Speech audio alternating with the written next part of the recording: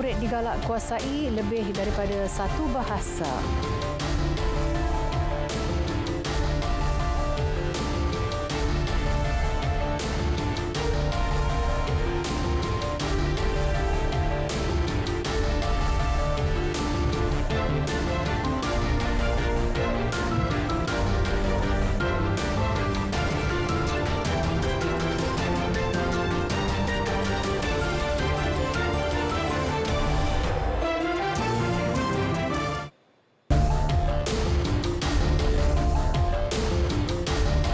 Assalamualaikum dan salam keluarga Malaysia. Anda bersama saya Nur Alis Aidil Akbar untuk laporan berita tengah malam. Saudara Perdana Menteri Datuk Seri Ismail Sabri Yaakob menghadap Yang di-Pertuan Agong Al-Sultan Abdullah Riayatuddin Al-Mustafa Bilal Shah di Istana Negara petang tadi. Pertemuan berlangsung kira-kira sejam. Kenderaan membawa Perdana Menteri memasuki pintu utama Istana Negara pukul 3.47 petang. Sebelum itu, kenderaan membawa Panglima Angkatan Tentera Jeneral Tan Sri Effendi Buang juga dilihat masuk ke Istana Negara. Beri perhatian kepada sistem amaran awal bencana. Demikian titah Yang di-Pertuan Agong Al-Sultan Abdullah Riayatuddin Al-Mustafa Bilal Shah kepada Kementerian Alam Sekitar dan Air. Tindakan itu penting sebagai kesiapsiagaan menghadapi kemungkinan banjir pada musim tengkujuh. Yang di-Pertuan Agong turut bertitah fokus perlu tertumpu kepada proses pengagihan bantuan kepada rakyat terjejas bencana. Ini termasuk menyelaras penyaluran bantuan menerusi Agensi Pengurusan Bencana Negara NADMA dengan agensi lain. Tujuannya mengelak kekeliruan hingga mengakibatkan bantuan tidak sampai kepada rakyat terjejas. Al-Sultan Abdullah bertitah demikian pada sesi sembah taklimat mengenai ramalan cuaca dan persiapan banjir daripada Jabatan Pengairan dan Saliran serta Met Malaysia. Juga situasi terkini COVID-19 serta kesediaan Kementerian Kesihatan menghadapi banjir. Sesi tertutup selama 2 jam itu diadakan di Pusat Ramalan dan Amaran Banjir Negara. Lembah Kelang, Melaka dan Negeri Sembilan akan mengalami kekerapan hujan lebat lebih ketara berbanding kawasan lain ketika monsun Timur Laut yang bermula bulan depan hingga Mac 2023. Perubahan pola cuaca ini berlaku di kawasan Tengah Semenanjung kerana keragaman iklim yang berubah-ubah termasuk mengakibatkan kenaikan suhu ekstrim. Kalau kita fokus kepada monsun Timur Laut, biasanya monsun Timur Laut ni kita lebih fokus kepada episod hujan lebat. Episod hujan lebat macam mana kita nak tahu? Kita tengok daripada segi luruan monsun. Luruan monsun ni kita ada luruan monsun daripada Tanah Besar Cina yang memberi hujan lebat kepada negara. Dan kita tengok daripada data-data yang kita ada sejak tahun 1980 sehingga sekarang, trend luruan monsun ni makna dia tak nampaklah ada kita kata kenaikan yang ketara lah.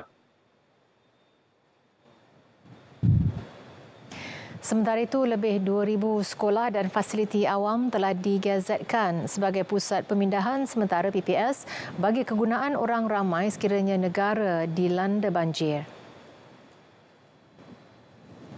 Kita dah mula menggazetkan pusat-pusat pemindahan sementara di mana Kementerian Pendidikan telah bersetuju untuk menggazetkan lebih daripada 2,000 lebih bilangan sekolah, dan Jabatan Kebajikan Masyarakat juga telah menggazetkan pusat-pusat kemudahan Dewan Orang Ramai, Balai Raya dan sebagainya. Dan bila berlaku banjir saja, kita rasa benda ini kita akan terus jalan.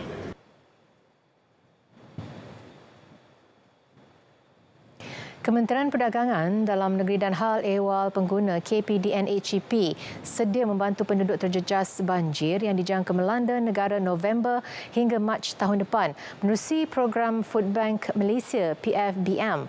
Tahun lalu PFBM telah membantu 25,000 penduduk terjejas daripada 6,000 keluarga di Lembah Kelang dan Pantai Timur. Timbalan Menteri KPDN HEP Datuk Rosul Wahid berkata 12 mesin pak makanan disediakan di 10 lokasi meliputi Kuala Lumpur, Selangor, Putrajaya, Pahang, Terengganu, Perak, Sarawak dan Sabah. Pihaknya juga bersiap siaga menyimpan barangan yang akan diagihkan kepada penduduk terjejas di 5 gudang Food Bank Malaysia di Selangor, Johor, Melaka, Kelantan dan Sarawak. Kita buat kerja ni sepanjang tahun. Artinya macam catering, macam hotel, dia ada makanan lebihan. Dan bukan sisa. Jangan silap faham. Lebihan ni bukan sisa. Yang tidak disentuh, jadi kita minta ia proses restock dan ianya dapat digunakan sepanjang tahun. Bukan saja musim banjir, dan musim banjir memang amat memerlukan. Jadi kita simpan, oleh kerana sepanjang 2 tahun di ketahanan dia, maka kita boleh gunakan ketika musim banjir, musim darurat ataupun sebagainya lah. Dan ianya cukup sesuai. Beliau berkata demikian selepas majlis perasmian Food Bank Siswa Universiti Islam Antarabangsa Cawangan Pagoh di Muar. Sehingga September lalu, 20,951 mahasiswa di 27 buah institut pengajian tinggi IPT menerima manfaat menerusi program Food Bank ini sejak dilancarkan 2 tahun lalu. Bank Pertanian Malaysia Berhad Agrobank berharap menerima lebih banyak peruntukan menerusi bajet 2023 bagi memperkukuh jaminan keselamatan makanan negara. Ini termasuk mewujudkan dana modal teroka khusus untuk membantu usahawan sektor agro makanan. Untuk penubuhan sebuah venture capital, sebuah syarikat berkonsepkan venture capital yang khusus kepada bidang pertanian di bawah Agrobank, dan kami akan membantu projek-projek yang tak ada kapital, yang kurang kekangan keuangan dengan mengambil langkah-langkah melalui equity participation di dalam projek-projek yang tersebut. Agrobank mensasarkan peruntukan sebanyak 250 hingga 300 juta bagi dana modal teroka tersebut. Jumlah itu mampu membiayai sehingga 30 syarikat pemula tempatan, terutama yang menerapkan penggunaan teknologi pintar dan konsep ekonomi kitaran bagi melipat gandakan hasil pertanian. Menjelang pembentangan bajet 2023 di Dewan Rakyat pukul 4 petang esok. Hari ini, Perdana Menteri meluangkan masa meninjau persiapan akhir dilaksanakan Kementerian Keuangan. Datuk Seri Ismail Sabri Yaakob tiba di bangunan Perbendaharaan Putrajaya pukul 12.30 hari. Ketibaan disambut Menteri Keuangan Tengku Datuk Seri Zafrul Tengku Abdul Aziz. Turut hadir kedua-dua timbalan Menteri Keuangan, Datuk Muhammad Shah Abdullah dan Datuk Yamani Hafiz Musa. Perdana Menteri turut melawat bilik operasi penyediaan bajet.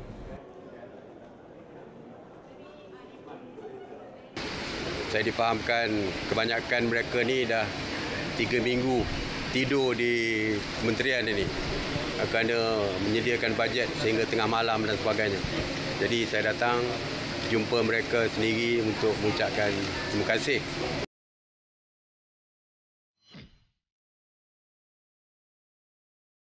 Responsif, bertanggungjawab dan reformis.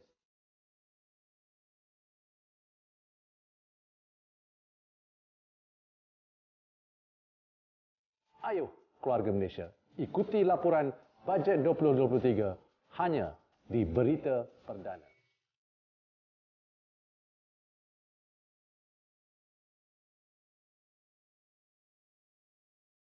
Kita teruskan dengan berita tengah malam. Semakan subsidi telur grade A, B dan C akan diteliti dalam mesyuarat Kabinet esok. Jelas Pengerusi Pasukan Khas Jihad Tangani Inflasi, Tan Sri Anwar Musa, ia susulan terdapat penyusutan bekalan telur bagi grade berkenaan selain terdapat pengeluar menyekat pengeluaran telur bagi grade yang disubsidi. Daripada tinjauan kita mendapati ada kekurangan bekalan telur ini, dan tinjauan menunjukkan kekurangan itu kerana subsidi 3 sen itu didakwa oleh pengeluar dan juga pengedar sebagai tidak cukup atraktif kerana kos mereka adalah lebih tinggi. Lalu apa yang dilakukan ialah mereka mengeluarkan lebih banyak telur yang tidak ada harga kawalan. Telur omega dan telur-telur yang lain, grade-grade yang lain, ya, menyebabkan pengeluaran telur bagi grade kawalan menjadi berkurangan.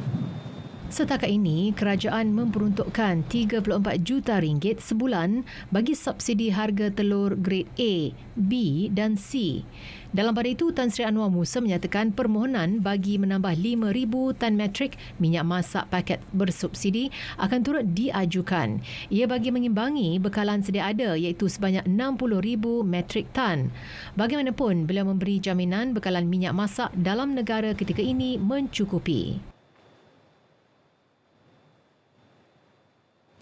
Kerajaan telah memulakan beberapa langkah pembaharuan bagi menggalakkan penyertaan perusahaan kecil dan sederhana PKS dalam ekonomi digital. Menteri di Jabatan Perdana Menteri Ekonomi, Datuk Seri Mustafa Muhammad berkata, ini termasuk menunjukkan dasar bersepadu dan rangka kerja sokongan bagi institusi serta memperkukuh pemantauan dan penilaian bagi program kerajaan. Incidentally, we are already addressing some of the report's recommendations.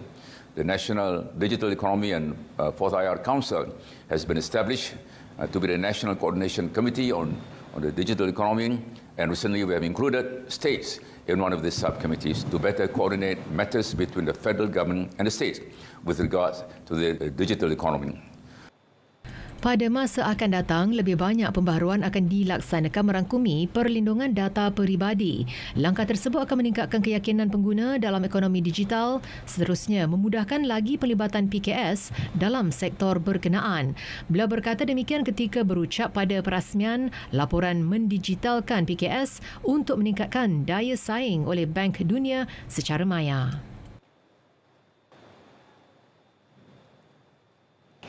Kerjasama awam swasta merupakan antara elemen penting dalam pembangunan ekosistem bidang ICT selain menyokong usaha pendigitalan negara. Ia sekaligus menyumbang kepada kemajuan aktiviti hiliran dalam sektor perniagaan terutama perusahaan kecil sederhana PKS.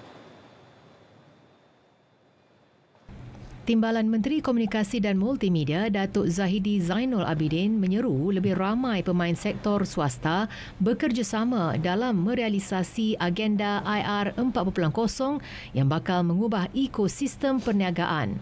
Pelibatan syarikat ICT juga mampu menyumbang kepada usaha meningkatkan keupayaan bakat tempatan dalam bidang berkaitan. Kerajaan menerusi Suruhanjaya Komunikasi dan Multimedia komited melaksana agenda pendigitalan menerusi jalinan digital negara jendela. Kerjasama dijalin dengan syarikat telekomunikasi bagi memastikan liputan internet 100% seluruh negara menjelang 2025 digariskan dalam RMK 12. Beliau berucap merasmikan konvensyen pembekal Huawei 2022 di Ibu Negara.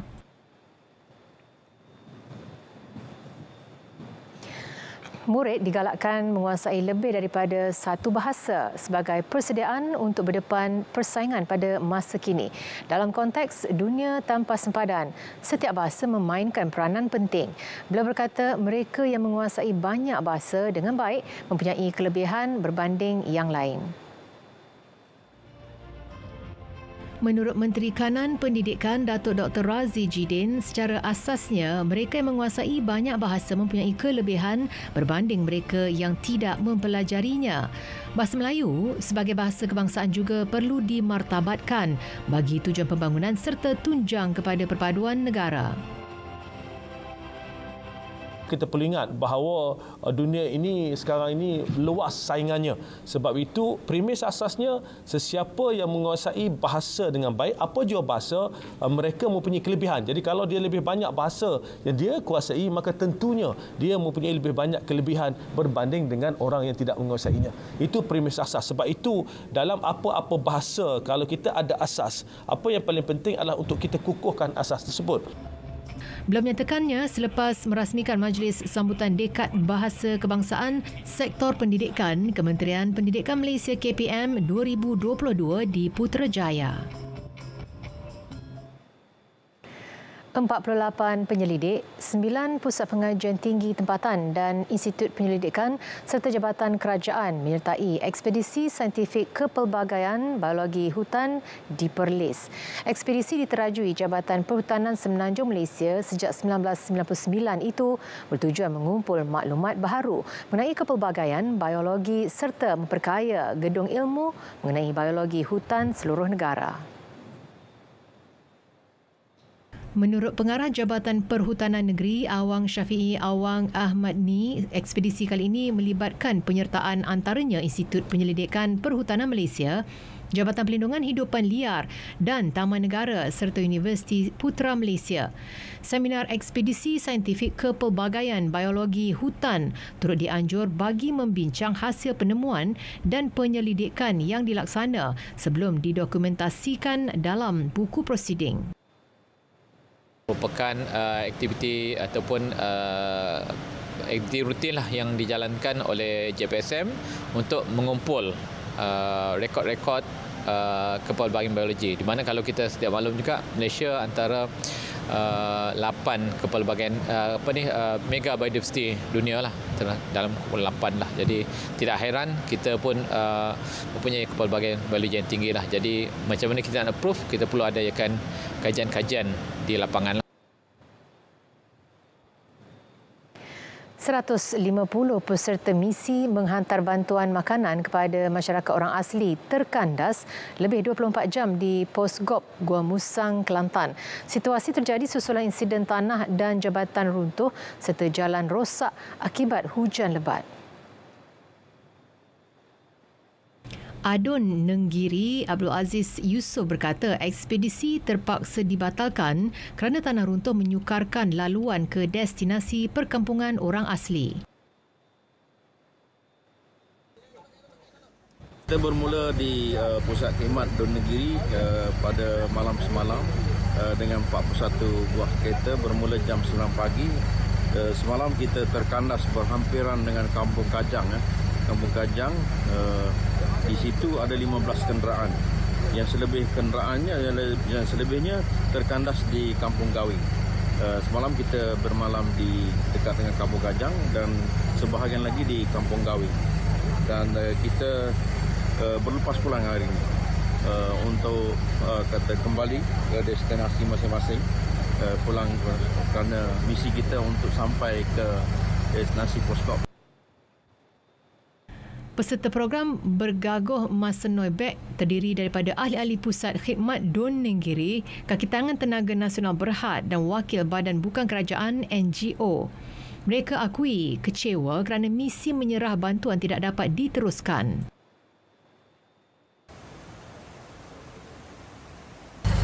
Pengalaman terkandas ketika menuju ke Pos Gop boleh dikatakan sangat ekstrim dan sangat lasak, dan boleh dikatakan kami semua hampir tersekat dan sangat menakutkan lah. Tapi satu dalam sejuta dengan bantuan-bantuan para-para rescue menyelamatkan kami. Pengalaman yang amat menerojakan lah. Apa perasaan bila terkandas tu tak dapat sampai ke Pos Gop? Saya rasa amat kecewa dan rasa, tapi nak buat macam mana, sudah ditakdirkan untuk terkandas di tepi tu. Program Gagoh ni mencabarlah bagi tim-tim kita di Dun Nenggiri, tapi rasa berah lah tak boleh sapa. Tak boleh sapa ke Pos Gop. Jadi kalau ada lagi funding nak join lagi tu macam mana? Kalau ada lagi funding dan kita semua minat lah aktiviti lasak ini. Kali ke berapa lagi? Kali keempat. Persidangan Pemikiran dan Tamadun Islam Sedunia WCIT Anjuran Universiti Sultan Azlan Shah USAS akan kembali diadakan pada 18 Oktober depan. Setelah ditangguhkan pada 2020 akibat pandemik COVID-19, penganjuran edisi ke-6 akan berlangsung di Casuarina Convention Centre, Ipoh. Naib Chancellor USAS Tan Sri Profesor Dr. Nordin Kardi berkata tema yang diangkat pada persidangan kali ini adalah perkongsian nilai kemanusiaan. Dan tema WCIT pada kali ini ialah Sharing Our Humanity. Dan mungkin kawan-kawan di sini memang yang saya tengok kawan-kawan yang dah biasa dengan kami. Kali ini kami menganjurkannya hanya untuk 1 hari ya, untuk menghidupkannya semula, sedangkan dulu kan sampai 3 hari. Jadi oleh kerana kita baru lepas menghadapi bencana berkurung dan sebagainya, pada kali ini kita adakan sehari saja. Beliau berkata demikian pada Majlis Pra-Pelancaran Persidangan Pemikiran dan Tamadun Islam Sedunia WCIT di RTM Perak Ipoh. Tambahnya lagi, Sultan Perak Sultan Nazrin Muizzuddin Shah berkenan menyampaikan titah diraja dan merasmikan persidangan tersebut. Penganjuran WCIT bertujuan menyediakan platform bagi para pemikir serta masyarakat serantau dan antarabangsa untuk berinteraksi secara bebas dan mengartikulasikan pemikiran dalam persekitaran yang dinamik dan kondusif. Bagi memelihara sumber rujukan kedua umat Islam iaitu hadis, Kementerian Dalam Negeri menganjurkan program Wacana Hadis di setiap negeri bagi mempelajari ilmu hadis sebaiknya. Menurut Pengerusi Lajnah Tahqiq Hadis Kementerian Dalam Negeri Profesor Dr. Muhammad Fauzi Muhammad Amin, setiap negeri akan ada wakil Lajnah Tahqiq Hadis daripada untuk program tersebut. Apa yang kita terangkan di dalam wacana ini ialah hadis Nabi sallallahu alaihi wasallam yang mana merupakan sumber rujukan umat Islam di samping Al-Quranul Karim.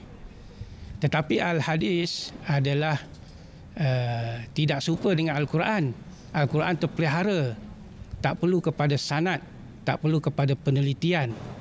Tetapi hadis memerlukan kepada penelitian terlebih dahulu, kerana ditakuti hadis itu hadis yang palsu, di mana ulama telah membahagikan hadis ini kepada sahih yang kita guna, yang kita ambil.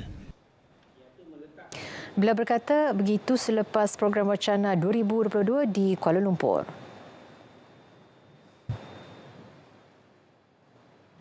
Penganjuran Kuaya Perpaduan Keluarga Malaysia Teguh bersama Peringkat Negeri Melaka perlu diperluas kepada penglibatan lebih banyak kaum yang terdapat di negara ini.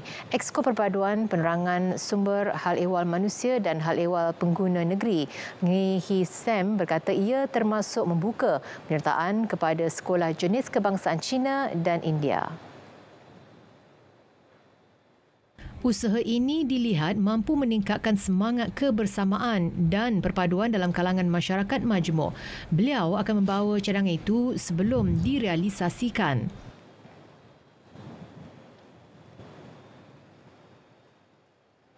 Kenyataan kita lebih nak melebihkan kaum India dan Cina lah.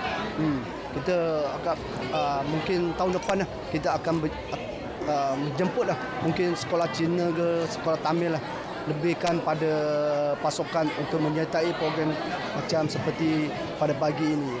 Johan dia akan mewakili lah negeri Melaka lah, akan ke pertandingan pusat ini. Beliau berkata demikian pada penganjuran Kuaya Perpaduan Keluarga Malaysia Teguh bersama Peringkat Negeri Melaka di Air Keruh. Majlis Perbandaran Alor Gajah diumumkan sebagai juara. Responsif demi kesejahteraan rakyat. Reformis mengukuhkan daya tahan perniagaan dan ekonomi. Bertanggungjawab meningkatkan kecekapan tadbir urus. Bersama kami dalam Berita Perdana edisi khas Bajet 2023. Jumaat 7 Oktober ini, 8 malam di TV1, saluran berita RTM dan aplikasi RTM Klik.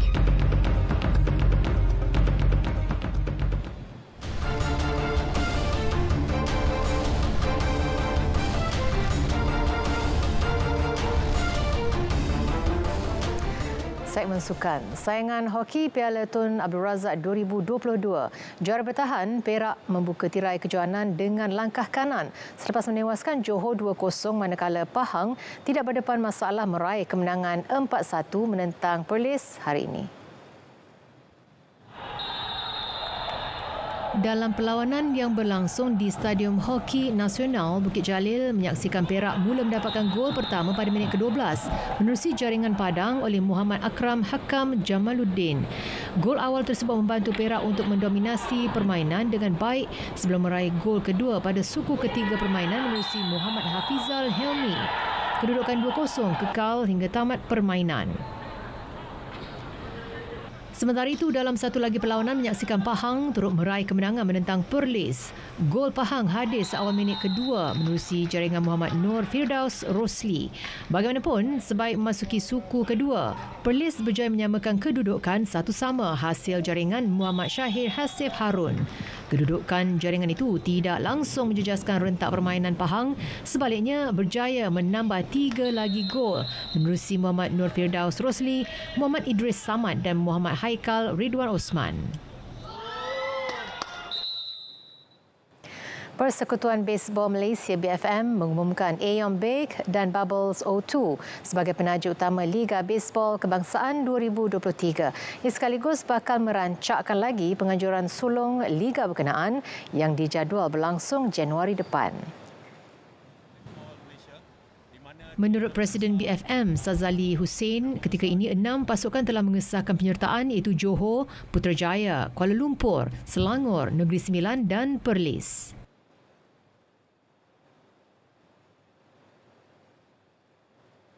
Dengan keyakinan daripada 2 nama besar ini, kami amat yakin kita akan dapat melangkah dengan lebih jauh dan dapat menjalankan liga kita dengan lebih baik. Mungkin kita akan ditambah urus oleh satu pasukan profesional dan sudah pasti pengalaman daripada kedua-dua nama korporat ini dapat membantu lagi tahap keberkesanan liga dan juga melahirkan pemain-pemain yang bertaraf antarabangsa. Prestasi Harimau Malaya kini bertambah baik. Terbaru, skuad bimbingan Kim Pan Gon naik 2 anak tangga untuk berada di kedudukan ke-146 ranking dunia FIFA hari ini.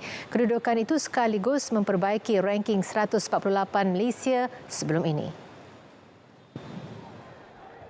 Peningkatan itu susulan kejayaan skuad Harimau Malaya yang muncul naib juara pada Piala Raja Thailand apabila terikat tanpa jaringan menentang Tajikistan pada final sebelum tewas menerusi penentuan penalti 3-0. Terdahulu, anak buah Pan Gon mara ke final selepas seri 1-1 menentang tuan rumah Thailand sebelum menang penalti 5-3.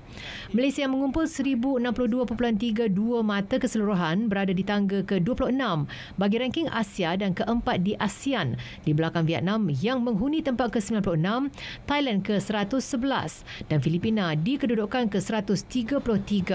Dalam pada itu, Brazil kekal di kedudukan nombor 1 dunia mengatasi Belgium di kedudukan kedua. Saudara, berita tengah malam berakhir di sini. Dapatkan perkembangan sahih sepanjang masa melalui portal berita RTM di berita.rtm.gov.my. Saya Nur Ali mengucapkan Assalamualaikum dan salam keluarga Malaysia.